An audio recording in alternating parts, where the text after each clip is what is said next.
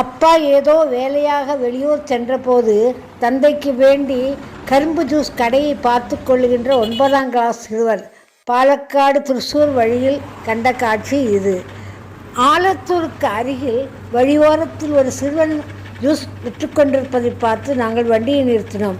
அந்த சிறுவனிடத்தில் பேச்சு கொடுத்த போது, கவர்மெண்ட் ஸ்கூலில் படிக்கிறான், இன்று ஸ்கூலுக்கு விடுமுறை, நாளைக்கு பரீட்சை, அப்பா வெளியில் சென்றதால் நான் கடையை பார்த்து கொள்கிறேன் என்றான்.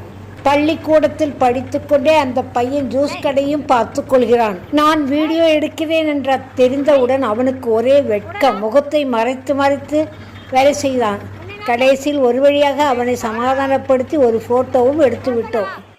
சிலர் பெற்றோர்கள் தங்கள் பிள்ளைகளை எவ்வளவு பொறுப்புடன் வளர்க்கிறார்கள் பாருங்கள். நாமும் இப்படி ட்ரை செய்கிறோமா என்று சிந்தித்து பாருங்கள். இந்த பையனின் உழைப்பிற்கு ஒரு லைக்கும் ஷேரும் கொடுக்கலாமே.